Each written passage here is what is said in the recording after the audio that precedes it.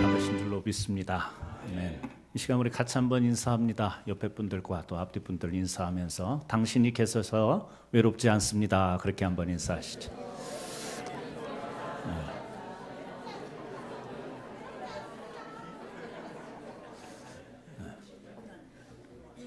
네. 아멘.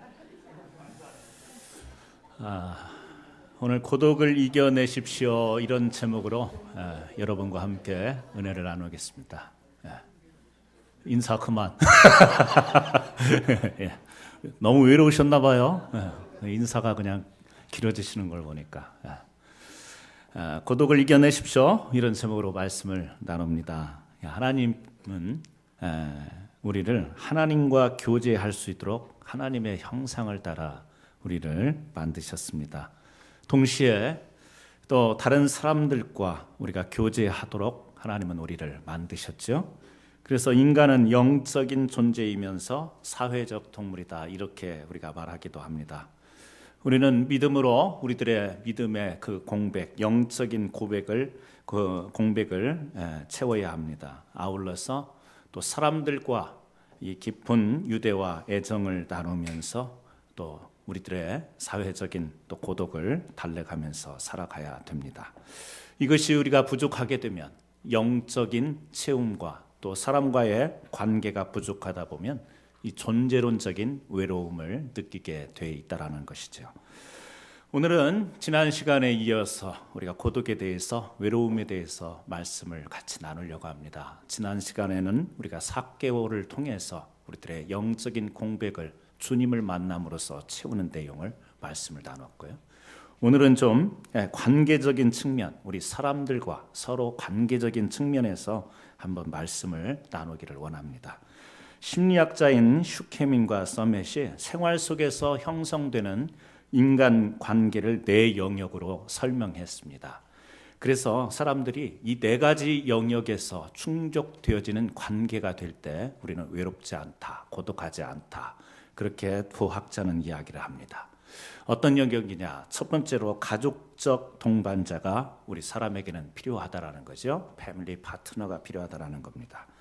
우리 삶에 필요한 동반자 중에서 첫 번째는 가족이라고 하는 것이죠. 부모가 있고 형제, 자매, 친척과 같이 가족애를 나눌 수 있는 혈연적 관계가 내 삶 가운데에 연결되어 있을 때, 가정이라고 하는 것은 우리 인생의 이 등반에 있어서 베이스 캠프와 같은 역할을 하는 것이기에 우리가 가족끼리 서로 이해하고 위로하고 또 우리가 지원해 줄 수 있는 그런 관계가 온전할 때 우리는 외로움을 이길 수 있다. 그렇게 이야기를 합니다. 두 번째는 낭만적 동반자가 필요하다고 이야기합니다. 로맨틱 파트너가 필요하다고 이야기합니다. 낭만적 동반자는 사랑과 애정을 나눌 수 있는 그 연인, 애인, 이성, 친구, 또 가족의 범주에도 포함이 되겠죠. 사랑하기 때문에 부부가 되고 가족이 되는데, 이런 사랑의 대상을 찾고 사랑하는 동안에 우리는 고독을 이길 수 있다. 그렇게 이야기를 합니다. 또 세 번째, 사교적 동반자가 필요하다라고 이야기하죠. 소셜 파트너가 필요하다라는 겁니다. 일상생활 가운데서 우리가 부담 없이 만나서 생각과 감정을 나눌 수 있는 개인적인 친근감과 신뢰의 바탕을 두고 서로 긍정적인 정서적 교류를 나눌 수 있는 사람, 그런 사람이 우리에게 필요하다라는 거죠. 네 번째는 직업적 동반자입니다. 워킹 파트너입니다. 우리가 직업 활동을 함께하는, 그래서 동료로서 같이 같은 목표를 지향하면서 협력적으로 살아가게 되는 관계를 이야기를 합니다. 이상의 이 네 가지 우리 인생의 동반자가 있을 때 우리는 서로 친밀하고 배려하고 효율적인 관계를 형성하면서 만족과 행복을 누리며 살아갈 수 있다. 이렇게 슈케만과 서맷은 이야기를 합니다. 그런데 가만히 보면 이 네 가지가 우리에게 항상 존재하느냐? 그것은 아니라는 사실입니다. 우리가 세월이 지나감에 따라서 가족들이 흩어지기도 합니다. 또 세상을 떠나기도 합니다. 함께 서로 가까이 있어서 좋았던 가족이지만 가족의 상실을 경험하기도 합니다. 뿐만 아니라 낭만적 동반자도 사랑했지만 헤어져야 되는 때도 있는 것이고 부득이하게 또 떨어질 수밖에 없는 일들도 생깁니다. 사교적 동반자, 친밀하고 가까이에서 서로 감정도 나누고 좋은 것 또 힘든 것을 같이 나눴지만 또 어느 시점에서는 토라지기도 하고 틀리기도 합니다. 그래서 또 갈라지기도 합니다.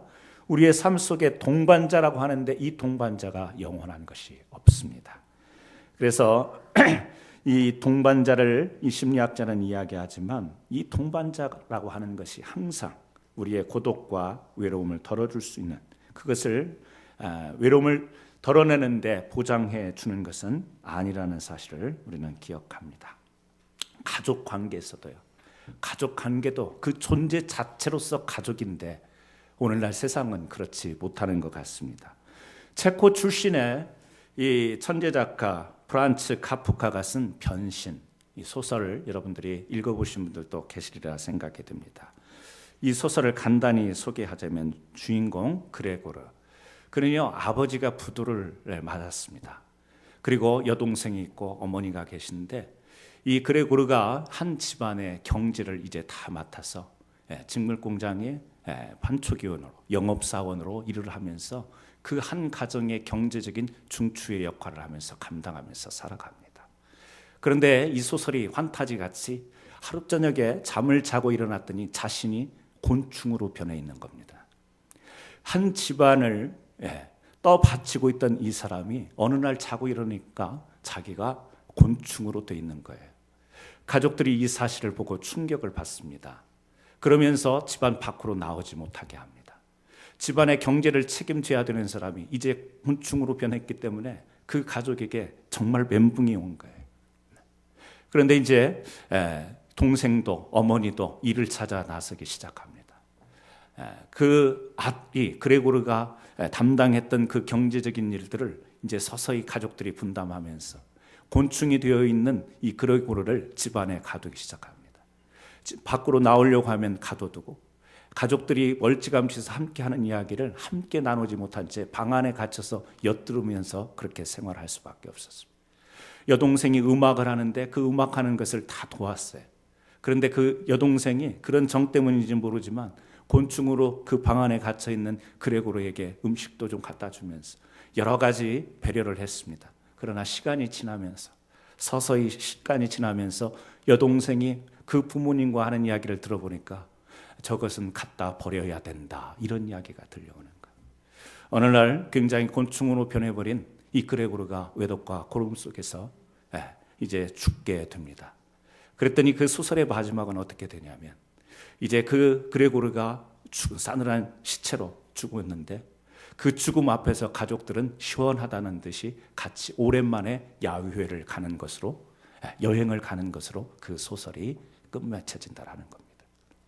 물론 소설입니다. 소설이지만 이것이 이야기하는 바가 뭔가. 그레고르가 그 집안에서 가족들이 이 어려울 때 경제적으로 어려울 때 모든 것을 다 서포트하는 그런 역할을 했는데 곤충으로 변해서 우리가 흔히 하는 말처럼 이제 벌레의 삶을 살아가는 그런 하루아침에 낙오자가 된 삶을 살아갈 때 가족들이요 가족의 일원으로서 처음에는 그런 대로 가까이 하다가 대우를 하다가 나중에는 이제는 멀리합니다. 나중에는 없어졌으면 좋겠는 거예요. 그 집에서 사라져버렸으면 좋겠는 겁니다. 그래서 죽었을 때는 이제 뭔가 무거운 짐을 벗어버린 듯이 오랜만에 가족들끼리 야유회를 떠나가는 뭐죠? 가족이었지만 그 집안에서 유용성이 떨어지니까 좀 직접적으로 표현하면 그 가족에서 쓸모없는 인간이 되니까 가족에게 버림을 받는 거지.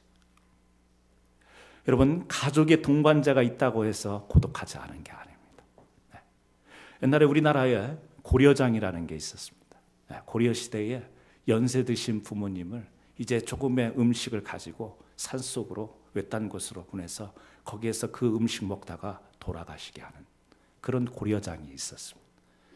근데 전설이에요. 들려오는 이야기 중에 그 고려장이 고려 시대 때에 국가에서 장려한 그런 어떻게 보면 법이었는데 이 고려장이 사라지게 된 배경이 뭔가 그런 전설로 내려오는 이야기가 있습니다. 그때 명나라가 이 고려 시대를 어떻게든지 집어삼키려고 했는데 명분이 없는 겁니다. 그래서 왕실에게 까다로운 질문을 줬다라는 거죠. 두 가지 질문을 줬답니다. 하나는 뭐냐면 나무가 뿌리에서부터 줄기가 있는데 동일한 굵기로 반듯하게 해서 양쪽을 잘라놓고 어느 곳이 뿌리 쪽인지 맞추면, 어느 쪽이 뿌리 쪽인지 맞추면 너희들을 우리가 공격하지 않겠다.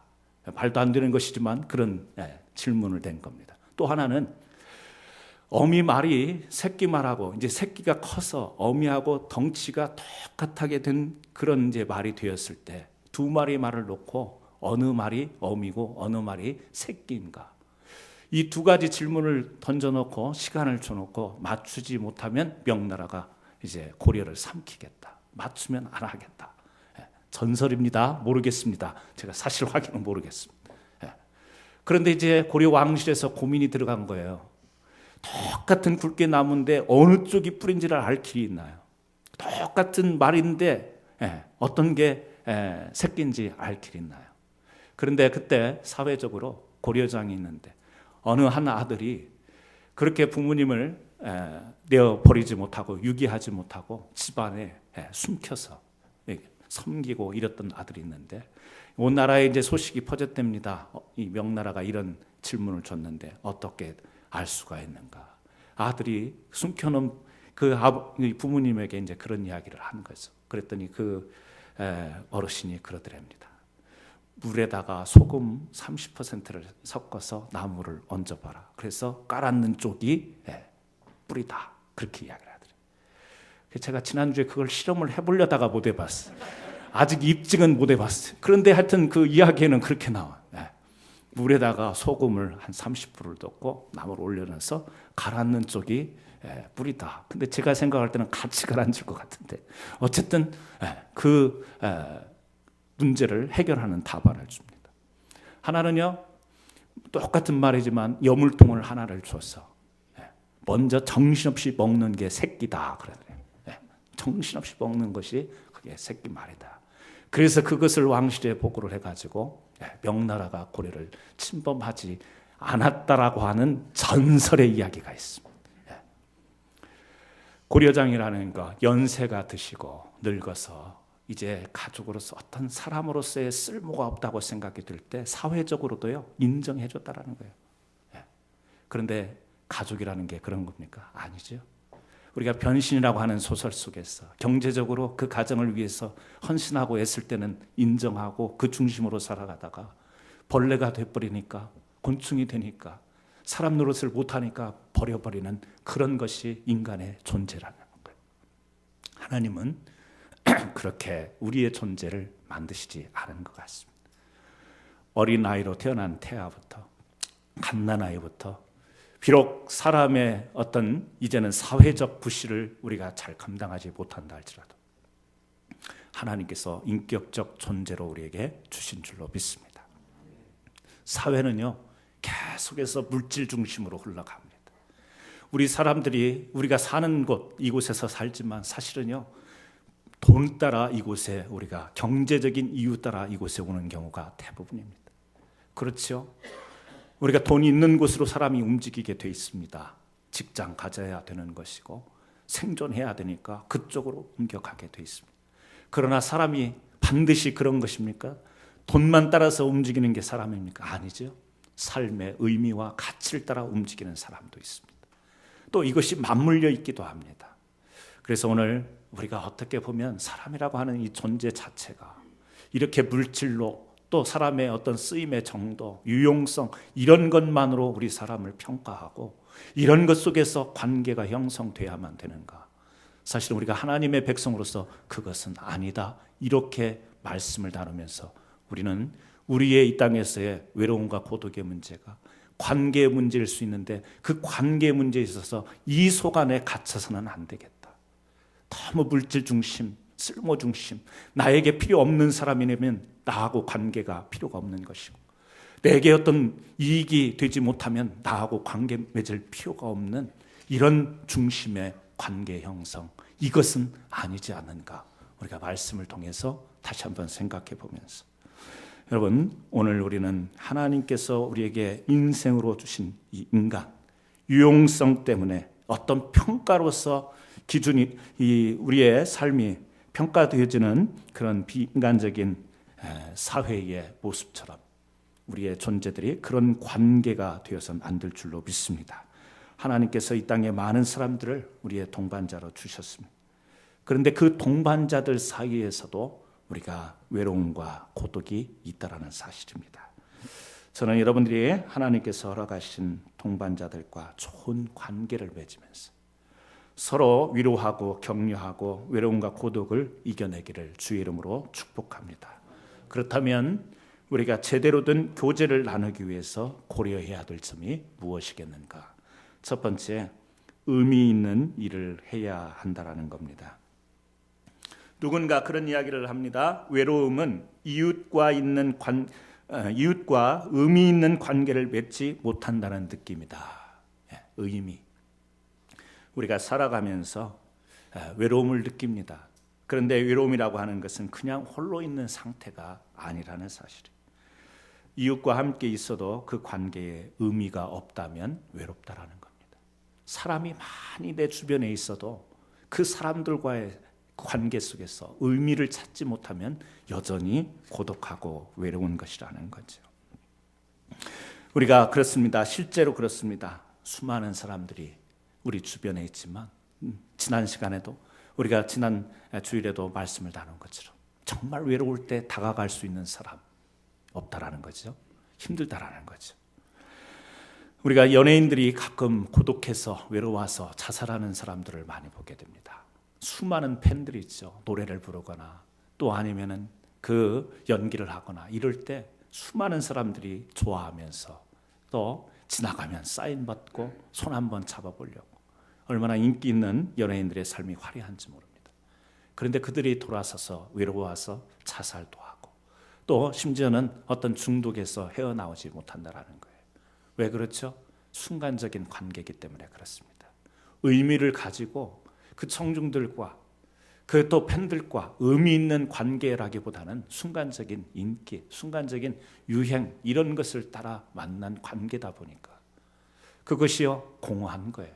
그것이 지내놓고 보면 어떤 아무런 의미가 없다라는 그 공허감 속에 사람들이 견디지 못하는 겁니다. 오늘 우리가 사람을 만나더라도 그 관계 속에서 참된 의미를 발견해야 됩니다. 한국 충남 서천에 있는 한산중학교라는 곳이 있다고 그래요. 이 한산중학교에 2, 3년 전에 인턴 교사로 지원한 분이 있는데 참 특이한 이력을 가진 분입니다. 양승갑이라는 분인데요. 62살, 지금 3년 전에 62살인데 서울대 수학교육과를 졸업한 뒤에 명지대에서 27년간 교수로서 재직을 하신 분입니다. 이분이 그 퇴직을 한 3년 앞두고 미리 그렇게 이제 퇴직을 하면서 시골에 있는 서천군입니다. 충남 서천군. 자신이 나왔던 모교죠. 중학교. 교육적으로 서울과 비교되지 않고 어떻게 보면 교육적으로 굉장히 소외되어 있는 그 지역에 인턴 교사직, 계약직 회사도 아니고 인턴, 그래서 100만 원도 안 된대요, 월급이요. 그런 곳을 지원한 겁니다. 그런데 이 양승갑 교수는요, 우리나라의 그 수학 올림피아드, 세계 수학 그 경시 대회를 준비하기 위해서 우리나라에서 책을 만드신 분이어서 많은 사람들이 그 수학 올림피아드를 출전하게 될 때 이분의 책을 많이 보고 또 준비를 한다라는 거죠. 유명한 분이라는 거죠, 수학계에서. 그런데 이분이 자기의 모든 것을 내려놓고 아직 교수로서 재직할 기간도 있고 또 퇴직을 하더라도 얼마든지 좋은 자리에 가서 남은 여생을 좋게 보낼 수 있는데 굳이 그 시골로 가서 모교의 그 소외된 아이들의 교육을 위해서 자기의 모든 것을 거기에다가 이제 바치게 됐다라는 겁니다. 이 선생님이 한 일, 그렇게 뭐 큰 일은 아닐 수 있습니다. 그런데 자기의 소중한 것을 아깝게 여기지 않고 사람들이 일반적으로 이제 남은 여생을 어떻게 좀 편안하게 보낼 수 있을까? 27년의 교수직을 했으니까 이제 남은 여생을 좀 편안하고 좀 쉬면서 이렇게 보낼 수 있겠지만, 그분은요 오히려 고생을 자주 하면서 그 시골로 내려가서 소외된 아이들에게 수학을 가르치는 일을 했다라는 거죠. 여러분, 우리가 살아가면서 그렇습니다. 안정되고 또 여러 가지 좋은 환경이 있지만 그것을 피하고 어떤 희생과 대가를 지불하면서 힘든 자리에 들어가는 사람들이 있습니다.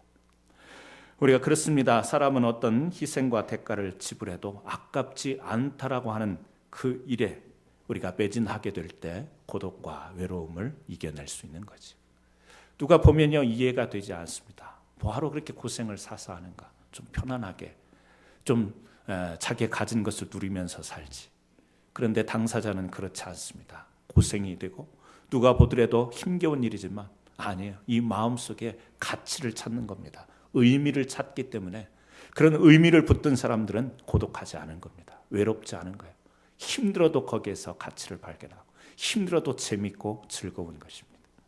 사도 바울에게 가족이 없었습니다. 사도 바울은 1차, 2차, 3차 전도에 나중에 로마에 이제 포로로 잡혀가서 또 전도하게 되는 4차 전도 여행까지 그는요 동분서주하면서 복음을 전하게 됩니다. 수없는 많은 박해에 부딪혀요. 매를 맞기도 하고 생명의 위협을 느끼기도 합니다. 시기하고 질투하는 사람들이 주변에 많이 있었습니다. 감옥에 갇히기도 합니다. 그런 가운데서도 우리가 성경을 볼 때 외로움과 고독을 느끼는 것 같지가 않습니다.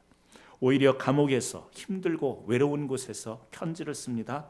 옥중에서 성도들에게 그 감옥 밖에 있는 자유로운 몸이 되어 있는 교회들을 향해서 어떻게 편지를 합니까? 항상 기뻐하라. 기뻐하라. 내가 다시 말하노니 기뻐하라. 빌립보서의 말씀. 감옥에 갇혔어. 고독한 시간 아니겠어요? 외로운 시간 아니겠어요? 자신의 뜻을 펼치지 못하고 갇혀 있는 상태, 자유를 잃은 상태에서 힘들 텐데 오히려 그는요 그 밖에 있는 사람들을 향해서 기뻐하고 즐거워하라. 네. 여러분, 이것은 누가 이런 일을 할 수 있겠습니까? 복음의 사명. 이 사명을 붙들고 하나님이 주신 복음을 의미 있게 붙들었기 때문에 이렇게 감옥에서도 감옥 밖에 있는 사람들을 위로할 수 있는 일을 할 수 있다라는 것입니다. 구약 열왕기상에 보면 엘리야 선지자가 나오지요. 엘리야 선지자의 기사를 보면 참 고독하고 외로운 선지자의 모습이 많이 나옵니다. 당시에는요 바알 신을 섬기는, 그래서 왕 아합 왕도 이 바알에 찌들었던 왕입니다. 바알을 섬기던 이 선지자들, 이방 선지자들이죠. 그들과 대결을 해야 됩니다. 자기는 혼자라고 생각했습니다. 하나님께서 하루는 말씀하시는 거죠. 아합 왕에 가서 이스라엘의 심판을 이야기하라고 합니다. 하나님의 명령을 받고 엘리야가 아합 왕에게 나갑니다. 그리고 하나님이 주신 심판에, 우상을 숭배하는 이 나라의 심판을 선포를 합니다. 그 말을 들은 아합 왕이 좋을 리가 없죠. 이 엘리야 선지자를 죽이려고 합니다. 하나님께서 피할 곳을 마련하십니다. 하나님께서 그를 그릿 시냇가로 인도하십니다. 사람이 없습니다. 어디서 먹을 걸 구할 수가 없습니다. 하나님께서 까마귀를 통해서 먹을 것과 마실 것을 공급하십니다. 사람이 아니라 이 까마귀를 통해서 공급하시는 그 상황, 얼마나 외롭고 고독하겠습니까? 그런 가운데서 또 한 번은 지시를 합니다. 어디로 가라고? 사르밧으로 가라고 합니다. 사르밧에 가서 한 과부의 집에 들어가라고 이야기합니다. 근데 그 집도 고독과 외로움에 젖어 있는 집입니다. 왜죠? 남편을 잃어버렸습니다. 과부로 아들 하나를 데리고 삽니다. 이제 음식이 다 통이 났습니다. 마지막으로 먹을 것 조그만 가루 한 움큼하고 기름밖에 없습니다. 그거 아들하고 먹고 죽으려고 하는데 하나님이 그 고독한 가정으로 보내시는, 그 외로운 가정으로 보내시는, 영적으로 혼자 바알신을 섬기는 자들과 싸워야 되는 영적으로 고독한 이 엘리야를 삶의 고독을 느끼는 그 사르밧 과부의 집으로 보내셨어요. 영적으로 고독한 자와 삶의 고독한 자를 만나게 하세요. 만나게 하셔서 어떻게 하죠? 하나님의 주신 말씀으로 그 집안에 가루가 차고 넘치도록 만드십니다. 가루가 음식이 많아진 것이 아니라 하나님의 은혜가 임한 것이죠. 그래서 어떻게 됩니까? 삶의 의욕을 잃어버리고 삶의 힘을 잃어버린 그 가정에, 그리고 엘리야 선지자 사명을 붙들고 나가지만 너무 힘들고 고독한 싸움을 했던 그 양쪽 다에게 하나님께서 생명의 의욕을 불어일으키시는 은혜를 주십니다. 어떤 만남이었습니까? 하나님의 은혜로 의미 있는 만남을 갖게 된 거예요. 하나님이 아니면 만날 수도 없습니다. 하나님이 아니었으면 한쪽은요 먹고 죽었을 것이요, 한쪽은요 계속 외로움과 고독 속에서 어떻게 하나님의 일을 감당할 수 있을까?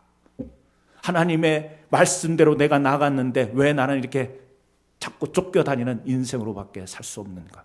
낙오와 절망할 수 있는 가운데, 고독감 속에서, 외로움 가운데서, 힘든 가운데 하나님은요 만남을 통해서, 관계를 통해서 회복과 생명의 은혜를 허락하셨다라고 하는 것입니다.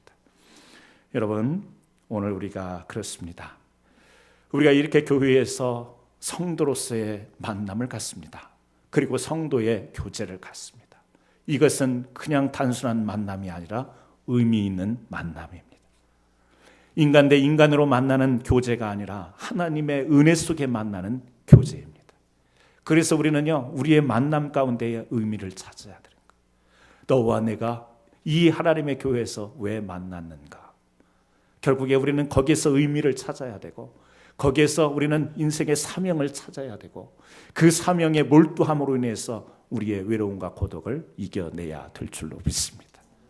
여러분과 제가 만난 것은요 복음 때문에 만난 거예요. 예수 그리스도의 십자가 사랑 때문에 우리가 교제하고 만난 거예요. 그래서 우리가 모여서 함께 주님을 찬양하고, 오늘 또 함께 우리가 예배 드리지 않습니까? 나 혼자 예배 드릴 수 있는 고독한 예배자가 될 수 있는데 함께 풍성한 예배를 드리지 않습니까?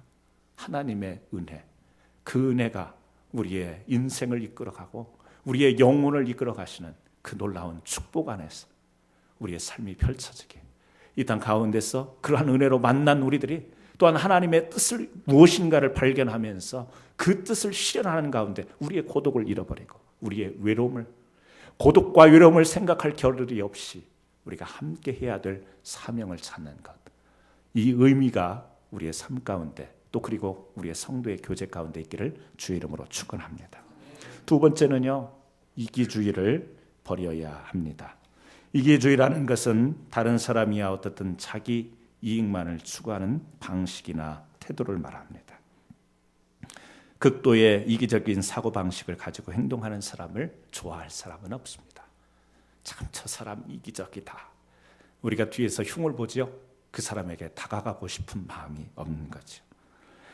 가진 것이 넉넉하면서도 지나치게 인색하면 자신의 고독의 성 안에 자신을 가두게 됩니다. 이기주의에 대한 경계는 가진 것이 있는 사람에게만 해당되는 것이 아닙니다. 별로 가진 것이 없지만 이기적인 생각이 가득한 사람도 많습니다. 가진 것이 없지만 이기적인 생각에 가득 찬 사람들의 특징은 뭐냐면 원망과 불평입니다. 이스라엘 백성들이 애굽에서 자유를 얻어서 광야로 나옵니다. 그곳에서 하나님의 공급하심과 은혜로 살아갑니다. 그런데 그 가운데서 이스라엘 백성들이 하나님 앞에 버림을 받죠. 다 버림을 받는 건 아니지만 버림을 받습니다. 그 버림의 이유 중에 하나가 뭐냐면 이기적인 생각, 사고 방식, 태도였기 때문에 그렇습니다. 뭐예요? 우리는 없다라는 겁니다. 광야 가운데 나와서 먹을 것이 없고 입을 것이 없고 없다라는 것을 어떻게 해요? 원망과 불평으로 표현을 합니다. 여러분, 이것이 어떻게 이기주의가 될 수 있을 것인가? 여러분, 하나님의 공급하심 있는 것을 보지 못하고 자기네들이 인도하심, 기적적인 홍해 바다를 건너와서 날마다 공급하시고 헤어지지 않게 하시고 인도하시는 풍성한 하나님의 은혜를 보지 못하고 자기들의 생각과 자기들의 마음속에 흡족하지 않은 것을 원망과 불평으로 토해내는 것, 이것이 여러분 이기주의적인 생각, 태도라는 사실입니다. 나는 가진 것이 없다. 이 사회는 왜 불공평한가? 왜 이렇게 어려운가? 우리가 원망과 불평할 때가 많이 있습니다. 물론 자기 자신에 대한 원망과 불평, 자기 자신이 그렇게 하지 못하는 것에 대한 어떤 반성의 의미로 하는 것도 있지만 정말 나의 모든 형편의 모든 처지를, 결과를 타자에게 돌리고 사회에게 돌리는 경향들이 많이 있습니다. 여러분, 그것 또한 이기주의라는 생각을 우리가 놓쳐서는 안 될 겁니다. 다른 사람에게 베풀지 아니하면서 다른 사람에게 요구하는 것. 나는 없으니까 베풀지 못하는가요? 여러분, 베푼다라는 것을 꼭 물질적으로만 생각하시는가요? 돈으로만 생각하시는가요? 아니죠. 우리는 돈 이전에 사람에게는 마음이라는 게 있습니다. 돈 이전에, 물질적인 이전에 사람의 정신, 생각, 마음, 정, 이런 것이 있어요. 없다 할지라도 말 한마디로 우리가 정을 나눌 수 있습니다. 말 한마디라도 다른 사람을 일으켜 세울 수 있는 겁니다.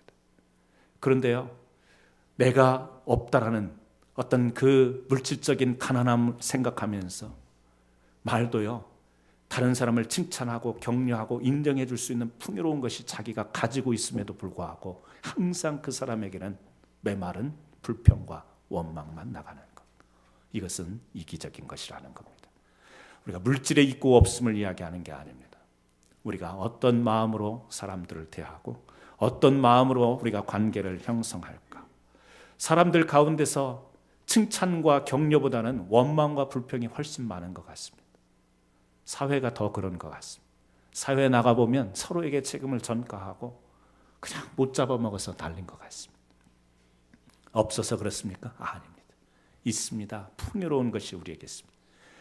이스라엘 백성 광야 가운데 하나님은 풍성한 걸 주셨어요. 풍성한 은혜가 있었어요. 그런데도 그들은 불평과 원망했어요. 오늘 우리가 살아가면서 사람과의 관계 속에 너무 이기적이지 않습니까? 너무 불평만 말하고 너무 원망만 그렇게 말하고 있지 않습니까? 하나님이 주신 여러분 안에 들어있는 그 은혜의 풍성함과 사랑과 격려와 위로, 칭찬, 이런 것들이 여러분들에게 풍요롭게 하나님은 이미 주셨는데 그것을 좀 나누면 안 되겠어요? 그것을 좀 함께 우리가 공유하고 서로에게 줄 수 있는 그런 관계가 되면 안 되겠냐라는 거예요. 여러분, 굉장히 자기 중심적으로, 원망과 불평은요 자기 중심적이기 때문에 그런 생각을 하게 되는 거예요. 자기 중심적인 것으로 여러분 모든 삶이 형성이 되고 우리의 삶이 펼쳐질 때 오히려 그것이 고독이 되고 외로움이 된다라는 거예요.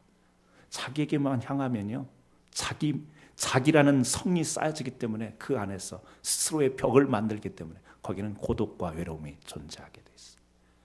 내 것, 내가 가져야 되고 나만 내 중심으로 살아가는 것이 잘 사는 것 같지만 아니에요. 그게 바로 외로움의 비결이에요. 고독의 비결이에요. 그래서 정말 고독해지기를 원하시는 분들이 계신다면 자기 중심으로 살아가기를 축복합니다. 네. 할렐루야. 여러분 경험해보지 않았어요?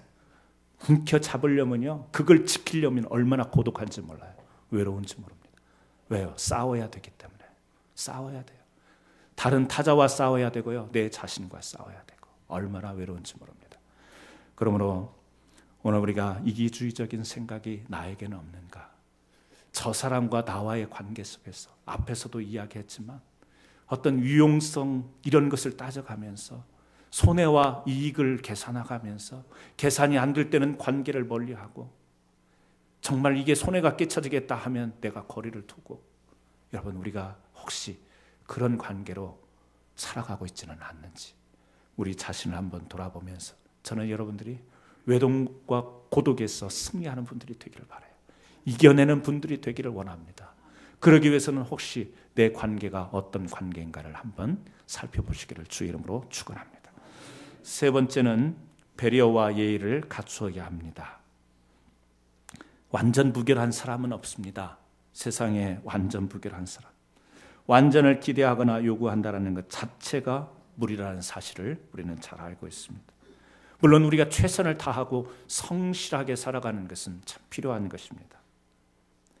우리가 대인 관계에서도 서로를 향해서 완벽을 요구할 때, 가정에서도 부부들 사이에 서로에게 완벽을 요구할 때 갈등은 더 심화되게 돼 있습니다.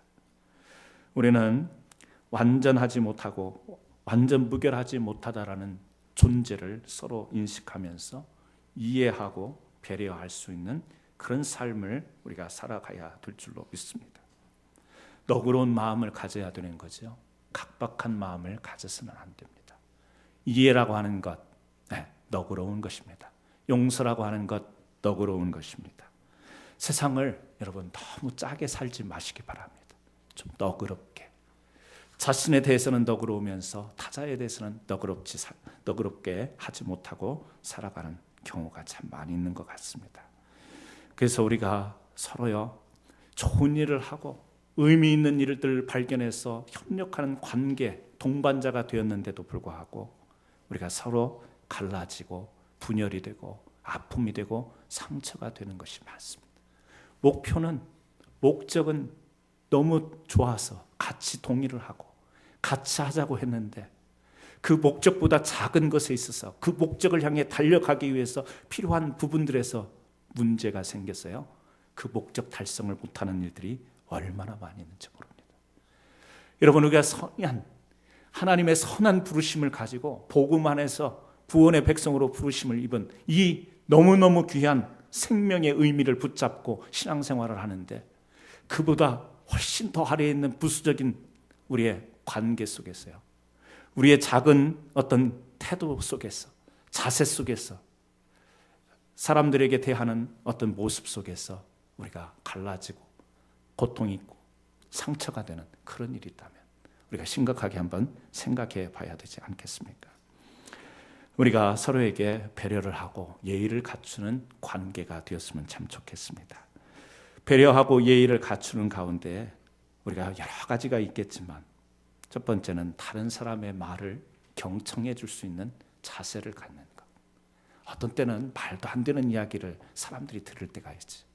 상식 밖의 이야기를 들을 때가 있습니다. 막 한숨이 절로 나올 때가 있어요. 무슨 저런 말을 하는가. 내 머리를 쥐어뜯고 싶은 막 그런 황당한 이야기를 하는 사람들을 만날 때가 있어요.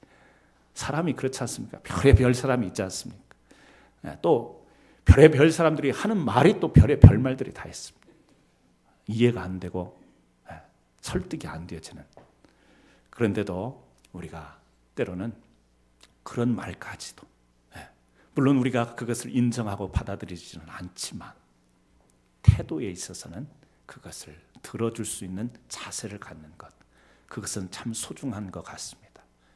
우리도 모르게 태도가 먼저 반응으로 보이는 거죠. 저건 말도 안 돼. 눈빛부터 틀려지고 눈썹이 올라가고 입이 삐죽거려지고 태도가 달라집니다. 손사래를 칩니다. 아니라고. 우리도 모르게 그런 게 습관화되어 있습니다. 그런 게 때로는 어떤 오해를 부르기도 하고 또 어떤 때는 정당한 사실, 내가 생각할 때는 말도 안 되지만 다른 사람들이 생각할 때는 인정할 수 있는 말까지도 우리는요, 태도와 자세를 통해서 받아들이지 못할 때 내용을 떠나서 그 태도 속에서 관계가 먼저 깨지게 되는 것이지. 타인의 말을 들어주는 것 중요합니다. 또 감정과 생각을 잘 정리해서 표현의 기술을 바라는 것도 참 중요합니다. 내가 생각하는 것, 내 감정, 이것을요, 표현의 기술이 우리에게 필요하다라는 거예요. 표현을 하는데 좀 기술이 필요합니다. 이 말을 우리가 이것을 잘 하지 못하니까 성경에 보면 혈기를 부린다, 그런 말도 있습니다. 그래서 우리는 또 그 말을 잘 사용합니다. 저 집사 왜 저렇게 혈기를 부려? 이런 이야기를 합니다. 받아들이는 사람이나 표현하는 사람이나. 왜 그렇죠? 사람이 감정이 있는데 감정을 표현하지 않을 수가 없죠. 감정은 표출되게 돼 있어요. 화나면 뭔가 집어 던지는 액션을 하기도 하고 부수기도 하고 막 주먹으로 벽을 치기도 하고. 그 미국에 와갖고 막 황당한 경우가 많았어요. 유스 그룹들 한참 사춘기 아이들. 그래서 교회 벽이 벽돌로 돼야 되는데 드라이월로 돼가지고요. 전에 저쪽 있던 동네에서 막 그 유스 그룹 아이들이 막 집에서 해결할 일을 왜 교회 와가지고 벽을 뚫냐고 몇 번을 때웠어요. 드라이월을 이게 부서져가지고. 감정을 표현하죠. 아이들만 그렇습니까? 청소년들만 그렇습니까? 우리도 감정을 표현합니다. 감정적 존재니까. 그러나 그것을 표현할 줄 아는, 생각과 감정을 정리해서 우리가 표현할 줄 아는 성숙한 모습으로 우리가 살아가게 되면 관계 속에서요, 내용을 떠나서 표현 때문에 깨트려지고 어려워지는 경우가 얼마나 많은지 모릅니다. 내용은요, 서로가 공감하는 거예요. 그래서 나중에 화해할 때 뭐라고 그래요? 내가 네 말 알아듣고 네가 내 말 알아들었잖아. 같다는 거예요. 안다는, 공감한다는 거예요. 근데 너 왜 그때 그랬어? 그 말은 뭐예요? 왜 그렇게 감정을 표출했어? 왜 그런 방식으로 표현을 했어? 이 말이거든요. 우리가 그렇습니다. 사람의 마음과 마음이 닿을 수 있는데 그 외적인 표현 때문에 그 내용 자체가 깨지는 일이 생겨서는 안 될 줄로 믿습니다. 우리 사랑하는 성도들, 복음 안에서, 믿음 안에서 구원의 백성으로 우리가 함께 성도의 교제를 나누는데 혹시 감정, 생각이 잘 정리되지 못해서 관계가 깨트려지는 일이 없기를 주의 이름으로 축원합니다.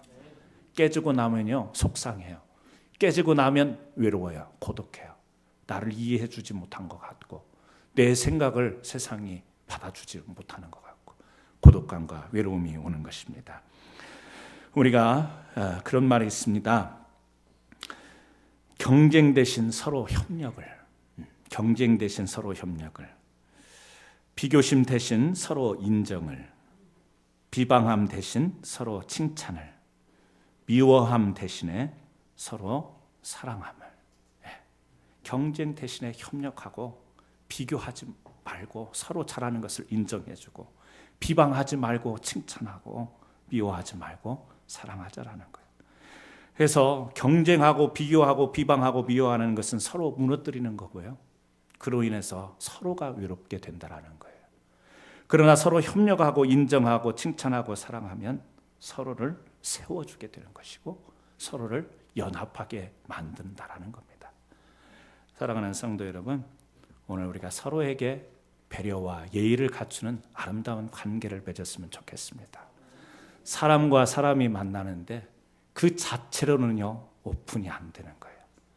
하나님이 주신 그 사랑이 우리 안에 있어야 사람과 사람이 만나서 서로가 열리게 되는 것입니다.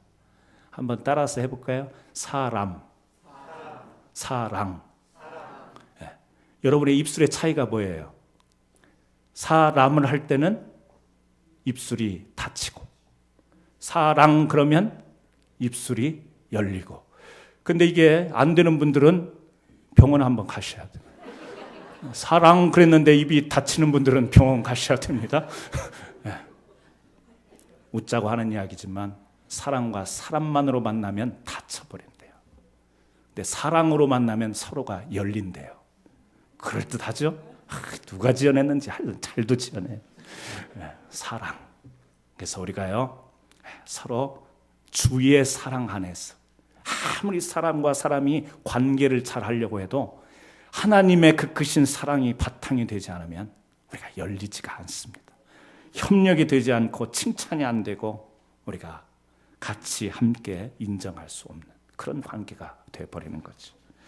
오늘 사랑하는 성도 여러분, 우리에게 혹시 영적인 공백 때문에 외로움이 있으십니까? 지난주에 말씀드린 것처럼 주님을 진정으로 만나시는 역사가 있기를 바랍니다.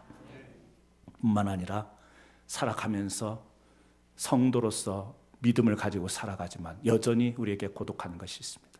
그래서 하나님은 성도의 교제를 허락하셨어요. 그래서 이 교제를 우리가 나눌 때 항상 하나님이 우리를 만나게 하신 그 의미를 찾도록 노력하시기를 주의 이름으로 축원합니다. 사람을 대할 때 쓸모 있는가 없는가, 나에게 유용성이 있는가 없는가, 손익관계를 따지지 말고 병들었으나 나이 들어서 연세가 많이 들고 늙고 이랬어도 하나님이 우리를 지신 그 존재 자체로 서로 인정하고 배려하고 격려하고 공경할 수 있는 저와 여러분 되시기를 주의 이름으로 축원합니다. 여러분의 마음속에 사랑이 회복되어서 누구를 대할 때도 하나님이 우리를 대하듯 또 우리가 하나님을 섬기듯 그렇게 할 수 있는 저와 여러분 되기를 주의 이름으로 축원합니다. 기도하십니다. 하나님 감사합니다.